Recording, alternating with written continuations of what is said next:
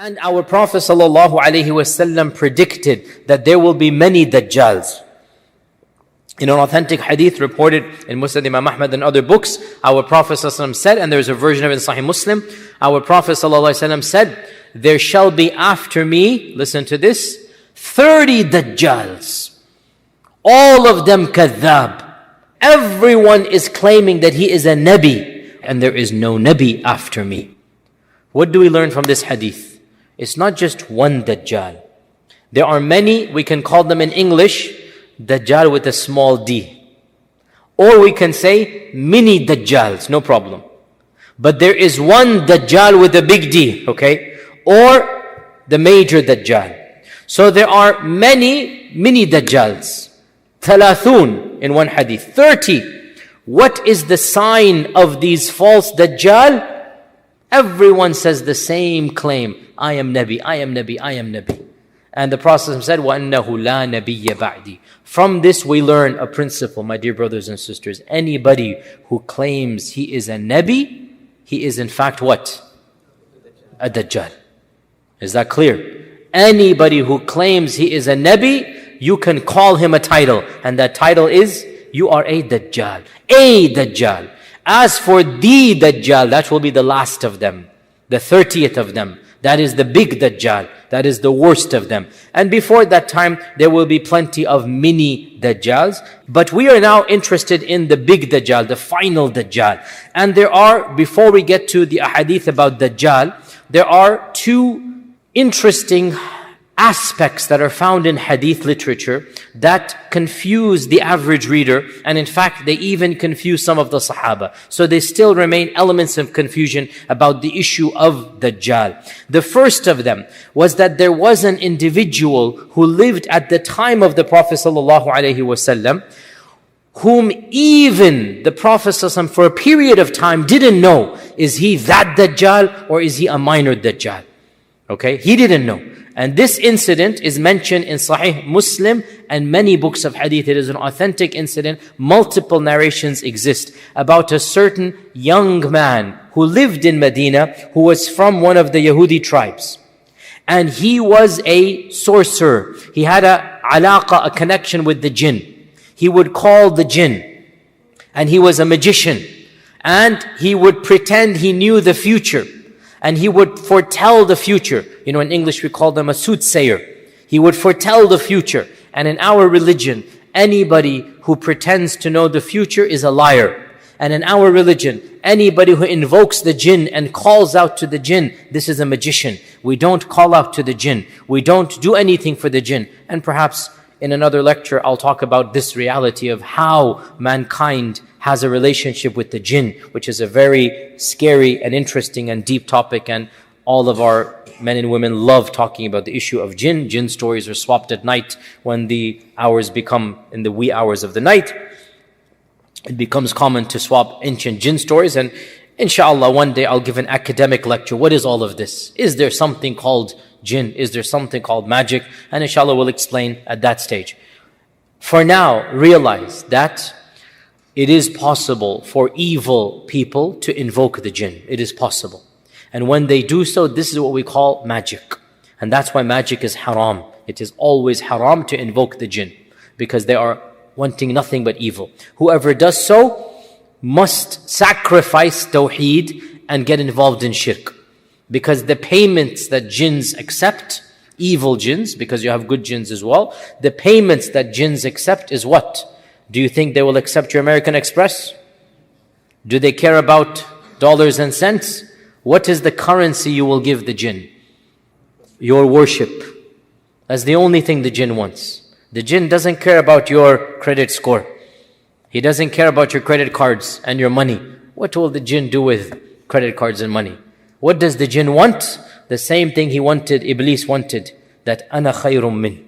I am better than this creation. Let this creation bow down to me. Let this creation worship me. And if the jinn gets this, in return, the jinn will do some favors for you. Right? We'll go and tell you something that, whatever. So we'll talk about that when we get to it. So there was this magician at the time of the Prophet ﷺ by the name of Safi ibn Sayyad. That was his name. Safi ibn Sayyad. And some say his name was Abdullah ibn Sayyad, but his name was Safi. Safi ibn Sayyad. And he was from one of the Yahudi tribes who remained living in Medina for a number of years. Not all of the Jewish tribes were expelled. Some small families remained. And he was from of those tribes that lived on the outskirts of Medina. And when our Prophet ﷺ migrated to Medina, Safi ibn Sayyad was a young child and he was about to reach puberty. And so he's around 13 years old. And that's when our Prophet ﷺ begins interacting with him. And there are a number of interesting narrations about Safi ibn Sayyad. Of them is that the Prophet ﷺ heard that there is this young child who has these visions of the jinn. He predicts the future. And so Umar and the Prophet ﷺ, this hadith is in Sahih Muslim, they walked towards a group of children who were playing, and amongst them was Safi ibn Sayyad. Ibn Sayyad was not aware that the Prophet ﷺ was coming until he was right behind him. And Ibn Sayyad turned around and the Prophet ﷺ was there. So the Prophet ﷺ said to Ibn Sayyad, "Do you testify that I am Rasulullah? Do you testify I am Rasulullah ﷺ?" And Ibn Sayyad said, "I testify that you are the Rasul of the Ummiyin," in a derogatory manner. You are the Rasul of the unlettered people. You're not Rasul to me, you're Rasul to the unlettered folk. So the Ibn Sayyad then said to the Prophet ﷺ, and he's 12, 13 years old, look, he said, "Do you testify that I am Rasulullah?" What did we say? One of the signs of a Dajjal is what? Dajjal claims he is Rasul, right? So he is now saying, and look at the arrogance.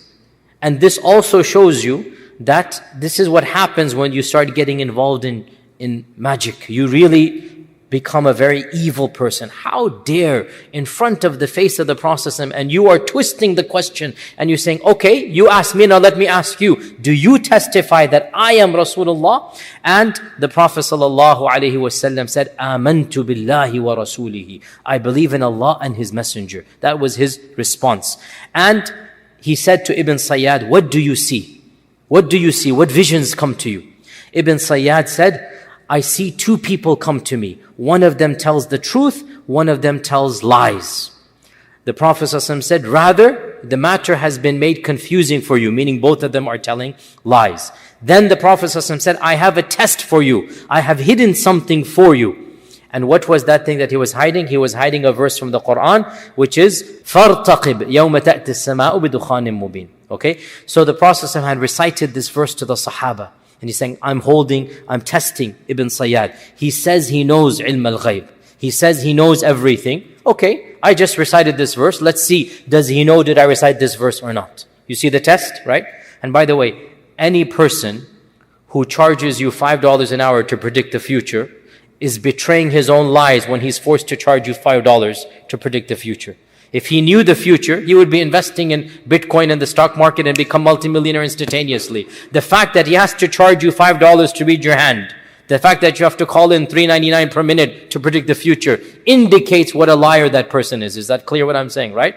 So the process is testing. This is a man, he is claiming he knows ilm al-ghayb. He knows everything. Okay, I just recited a verse 20 feet away from him. Let's see whether he can tell his followers what I just recited to all of you. Simple test, right? فَارْتَقِبْ يَوْمَ تَأْتِ السَّمَاءُ بِدُخَانٍ مُبِينٍ. He had recited to Umar ibn al-Khattab. Now he goes to Ibn Sayyad and he says to Ibn Sayyad, I have a test for you. Do you know what it is? Do you know what I have hidden for you?